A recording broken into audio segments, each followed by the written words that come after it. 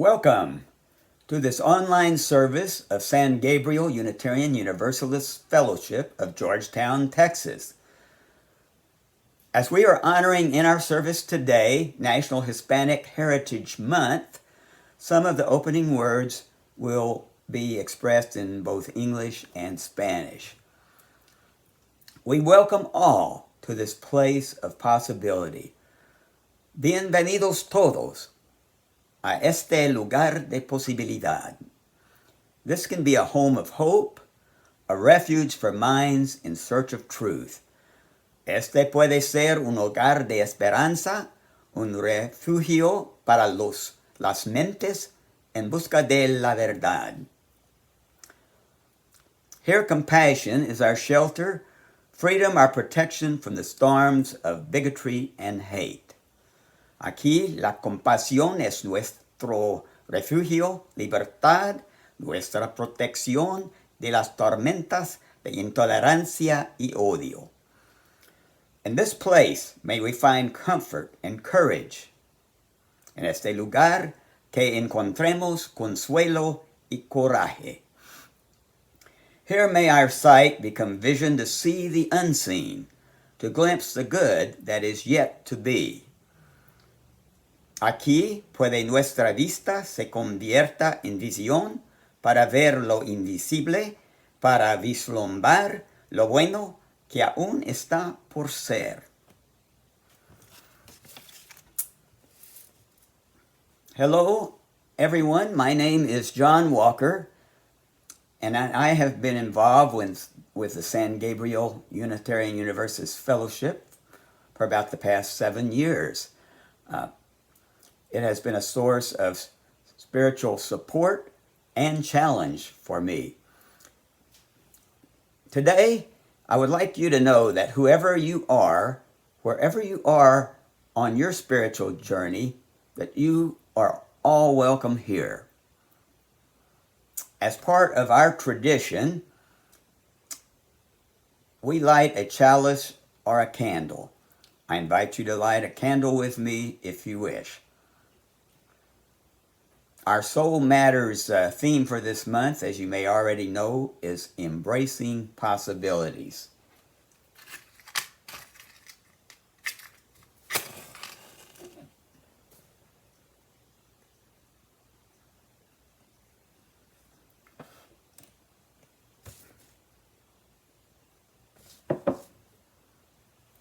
I light this candle with hope that this flame casts its light toward the coming days, reminding us that the future is not simply a place we are going, but a place that we are creating. The path of new possibilities will not be found, but made. A new world is waiting to be built. May this time together light our way.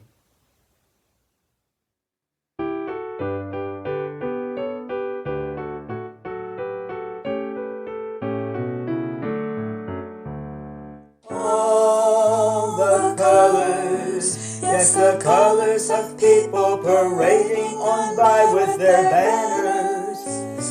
All the colors, yes, the colors of pennants and streamers and plumes and bandanas.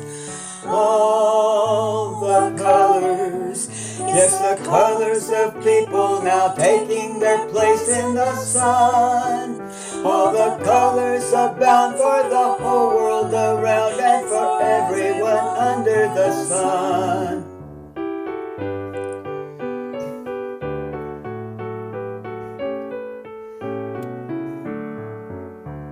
All the colors, yes, the black and the white and the red and the brown and the yellow. All the colors of people who smile and shake hands and say hello. All the colors, yes, the colors of people who know that their freedom is won. Y por eso los grandes amores de muchos colores me gustan a mí.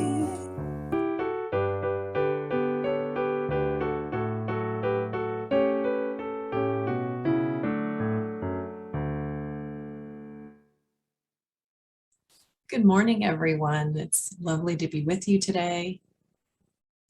As UUs, we encourage curiosity. We embrace new information, always willing to learn new things. Let's use our wondering minds and make a few guesses. What could be in this wonder box this morning? Really noisy in there. Tell someone near you what you think it might be. Open it up, and it's a little house. It's made out of clay, so it's kind of heavy. That's why it was noisy.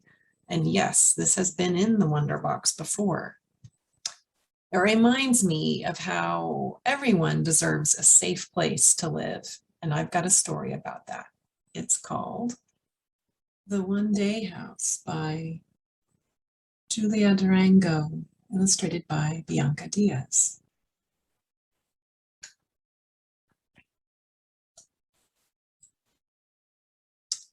And here you see someone at a cafe and they see this sign, build up neighbors, fix a neighbor's home together.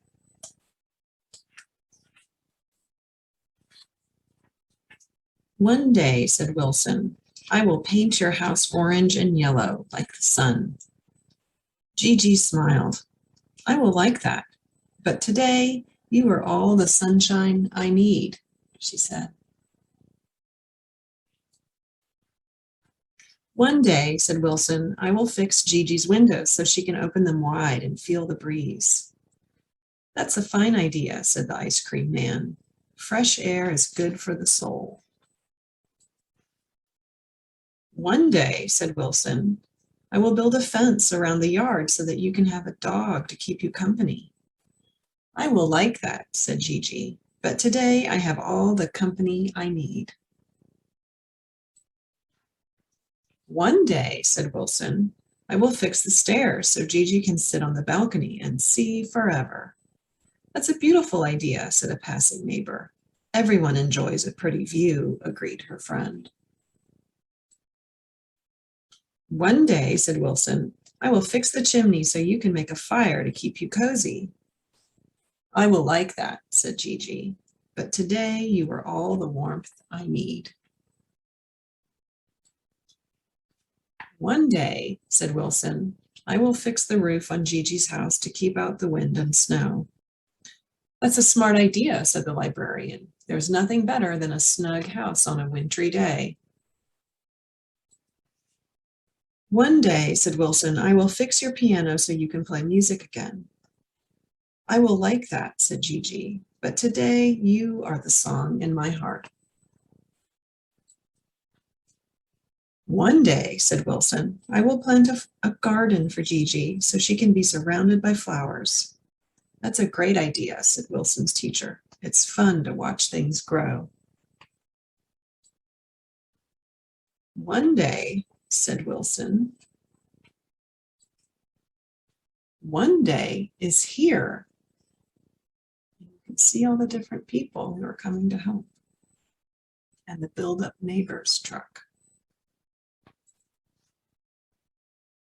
They fix the piano and the chimney and the roof and the fence. Wilson organized it all and got help.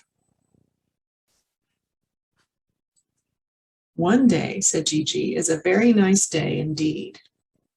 One day, said Wilson, is the best day ever. Gigi smiled. The very best, she agreed. Just like you. The end.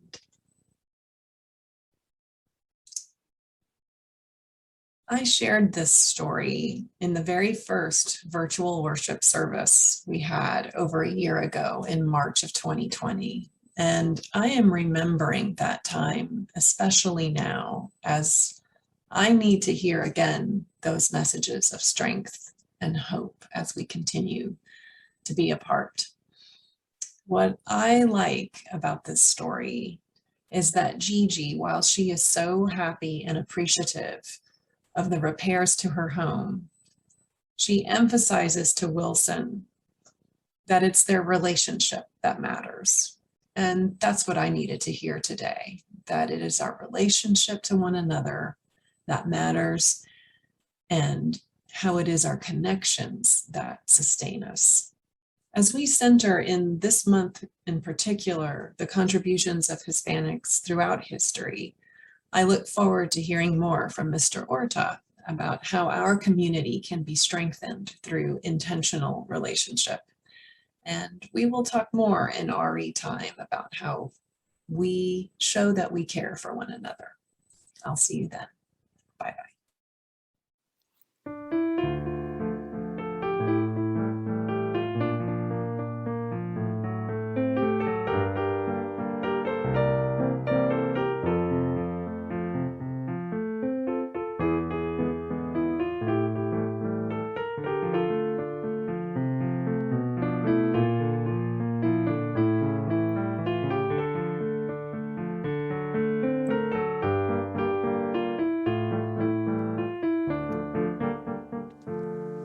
When the poor ones who have nothing still are giving. When the thirsty has a cup of water to share. When the wounded offer others strength and healing. We see God here by our side walking our way. We see God here by our side walking our way. Cuando alguno sufre y logra su consuelo, cuando espera y no se cansa de esperar, cuando amamos aunque el odio nos rodee, para Dios mismo en nuestro mismo caminar, para Dios mismo en nuestro mismo caminar.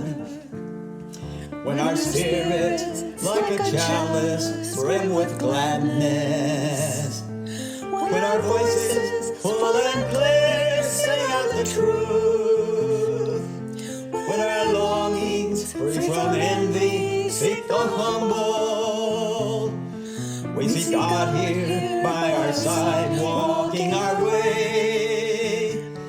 We see God here by our side, walking our way. Cuando abunda el bien llena los hogares, cuando alguien donde hay guerra pone paz, cuando hermano le llamamos al extraño, para Dios mismo en nuestro mismo caminar, para Dios mismo en nuestro mismo caminar.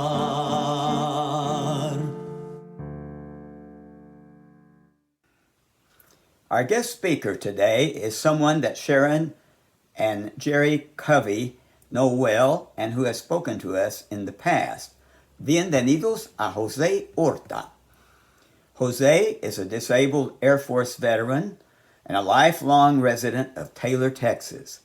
For the past 3 decades, he has played an important role in bringing attention to health, political, minority, and empowerment issues in East Williamson County.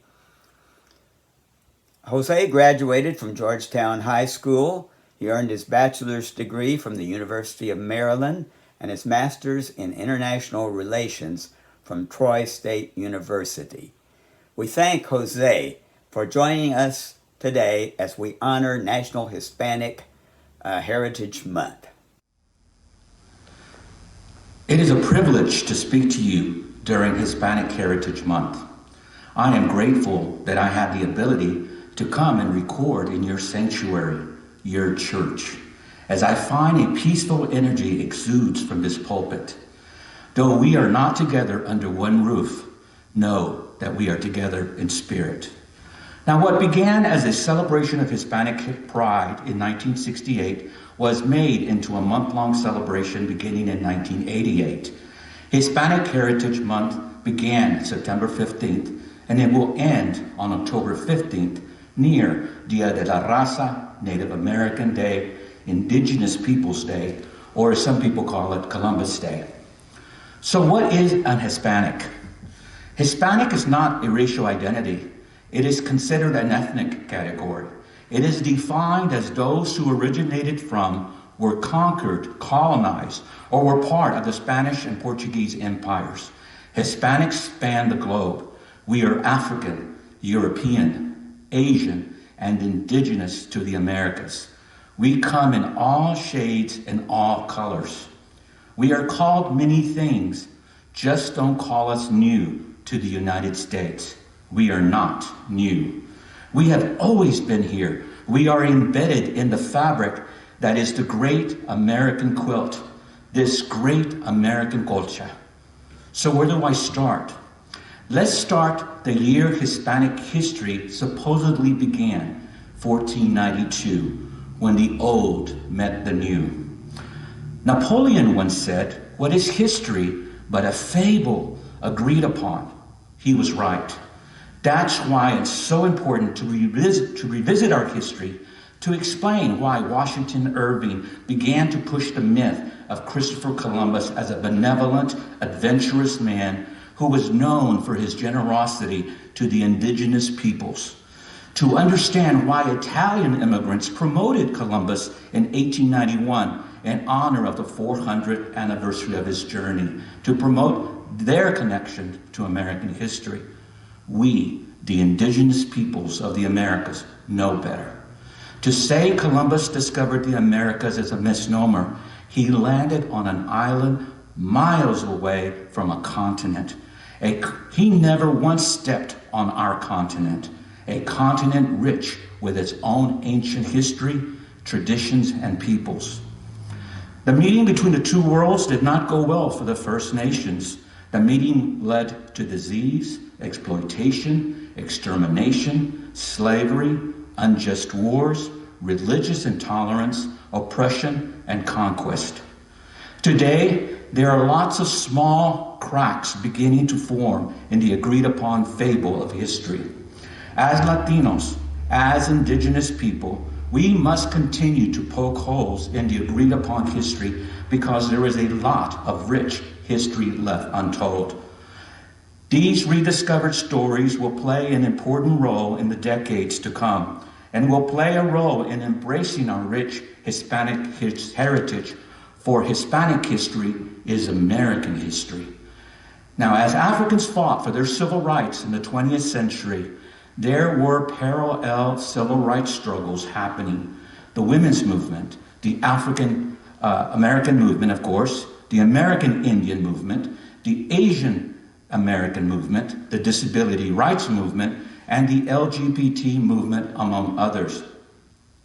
I and my family benefited from all these advocacy and civil rights struggles that took place during this age of change. But I want to focus on the Latino civil rights movement. The Latino civil rights movement gave me the freedom and liberty to question the social injustices that surrounded us. The best way would be to share a little about my family and my own personal life.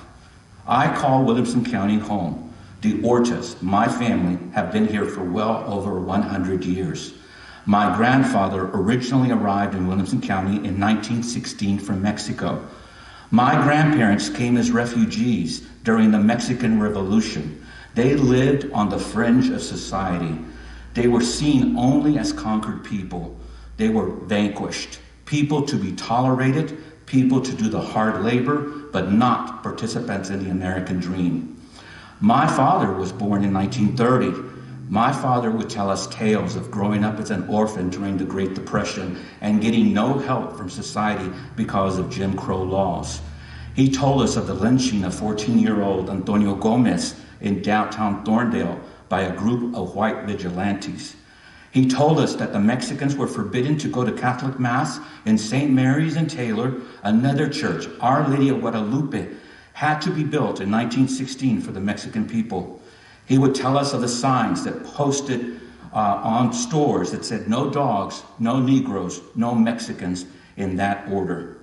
He told us that even in death, we were divided into 3 separate sections in a cemetery.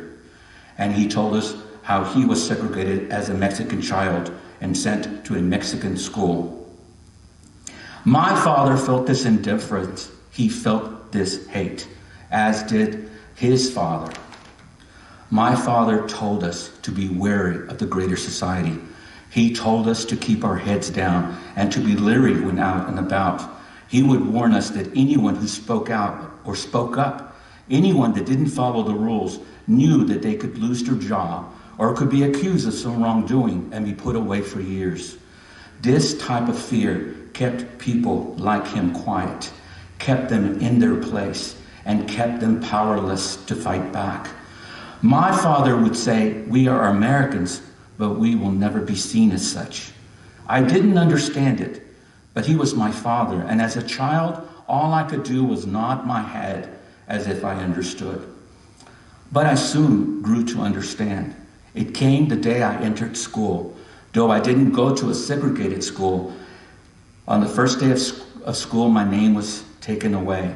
It was changed from Jose to Joe, as it happened to all my brothers and sisters and everyone who lived in my community. Thankfully, this is no longer done. Now, I was born in 1962. Growing up in the 1960s and 70s during the Civil Rights era made me a strong advocate for social justice, for I saw many barriers facing us as a family, as a people, and as a community. I heard the clarion calls coming out of Crystal City through LULAC, through the GI Forum, La Raza Unida Party, Mecha, and the Brown Berets. I heard the voices saying that we too deserve civil rights, that we deserve access to jobs and access to a better education, that we as Chicanos deserve to be part of American society. I also heard the voices of Martin Luther King, Cesar Chavez, Shirley Chisholm, and Robert Kennedy, and they all spoke to me. In 1981, I was the first in my family to graduate from high school, and I joined the United States Air Force. The military was still reeling from the Vietnam War, and the Air Force began a strong diversity program to openly discuss race, discrimination, and class in the armed services and in American society. For the first time, I have to admit, I saw myself as a true American, as an American worthy of equality and justice. I believed that I had earned the right to question the social injustices that surrounded us. I loved America, but I really loved the America that could be. Yes, so much progress had been made, but there was so much more that needed to be done. Like Wilson in the story that was read earlier today, The One Day House. I embraced the possibilities of what could be. I too dreamt and would say, one day. After leaving the Air Force, I came home to Williamson County. I knew what I wanted to do. The die was set. I became an advocate for social justice, working through groups like the Democratic Party, the League of United Latin American Citizens, the Texas Civil Rights Project, and the Austin Latino Lesbian Gay Organization, and others. I chose to make social justice my lifelong pursuit. Social justice is simple. It is the concept of fair and just treatment between an individual and society. It wasn't easy. I can tell you the horror stories of my initial forays into community organizing in Williamson County. I felt the stigma, discrimination, and being ostracized, sometimes from my own people, for speaking up. I would be ridiculed, mocked, and laughed at when I would go to community meetings or attempt to open the door for other Latinos. I would receive harassing phone calls, anonymous letters, and ugly looks from people. It was disheartening, but I pressed on, and I stood my ground. I followed my heart. I did my best to make the road easier for those that followed. My mom approved, as she would always say, ayuda a tu gente, help your people. And for the past 3 decades, I have done that. I have helped my people, and I found out that I am not the only one. I learned that our nation is filled with people like you who stand up for the downtrodden, the poor, the hungry, and the disenfranchised. I learned that there are many others that know that we are stronger together, that we are better together, that working towards a fair and just treatment between an individual and society makes for a better community. So here we are in 2021. The United States is now a multicultural, multi-diverse, and multi-religious society. But change always brings backlash. There are many people attempting to divide us and take us back to earlier times. There are many in the political right putting the panic in Hispanic. In the last couple of months, I've heard Hispanics called an invading force, part of a threat to de-Americanize America, and even attempting to blame us for the continued spread of COVID. They are blowing loud, old, racist dog whistles and pushing old wedge political arguments to pit segments of society against one another, to keep us all off balance. Dr. King once said, "Whatever affects one directly affects all indirectly." He was right. That's why I am here today. It is important to embrace Hispanic history and show that Hispanics are indeed embedded in the fabric that is the great American quilt. We must work at engaging the Hispanic community to participate more in local community, political, and social activities. We must do a better job of embracing the Hispanic community and bring them into the fold. Hispanics are now the largest ethnic group, and it will only continue to grow. There are too many individuals in the Hispanic community who see a system so hopelessly flawed, they no longer see any reason to participate. They believe there is no use taking an interest in politics, in the common good. They argue that government doesn't listen or represent them. They say public officials are working against them and that the system has been rigged so that Hispanics and people of color will never gain equality and justice in this society. They believe there is no use engaging in politics. We must dispel this belief. That is why we must stand united. There is power in organizing, working with coalitions and networks, and advocating for just causes. We as a community must work at opening our hearts and minds to accept that America has changed. We must reach out to the Hispanic community, for their struggles are our struggles. For they want what we want: diversity, inclusion, equity, and liberty and justice for all.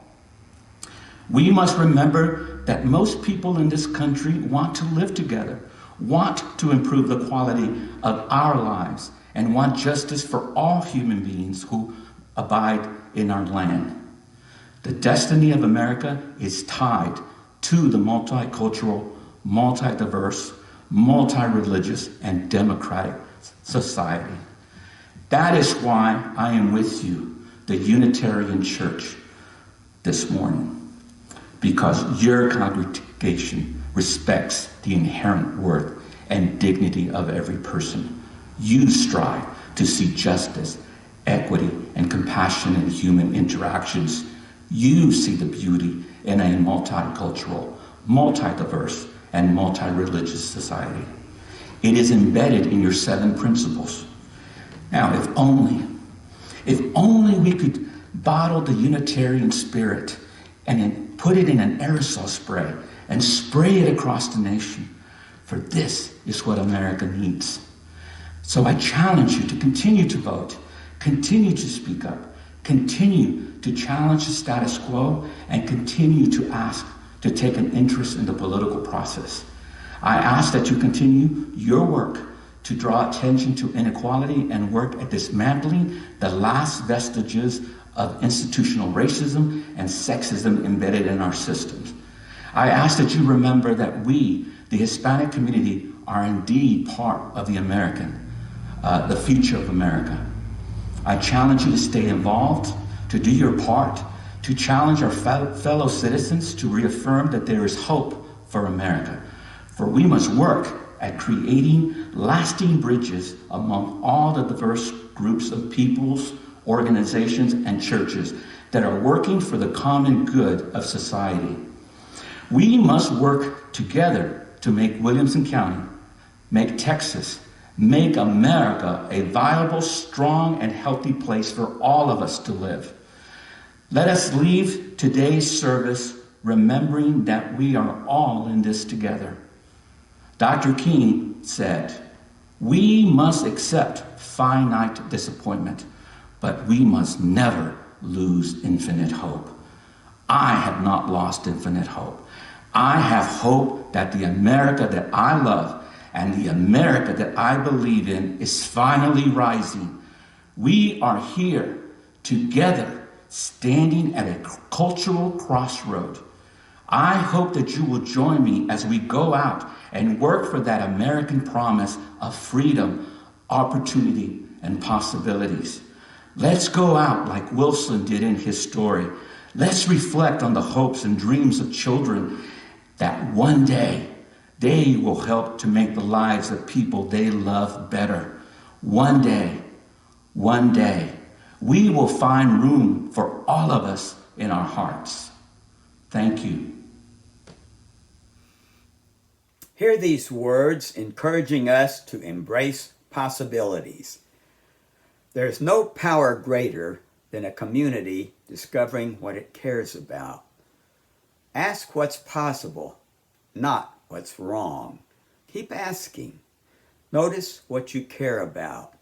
Assume that many others share your dreams. And in the words of the poet Amanda Gorman, "With every breath from my bronze-pounded chest, we will raise this wounded world into a wondrous one. We will rebuild, reconcile, and recover. Our people, diverse and beautiful, will emerge." May it be so.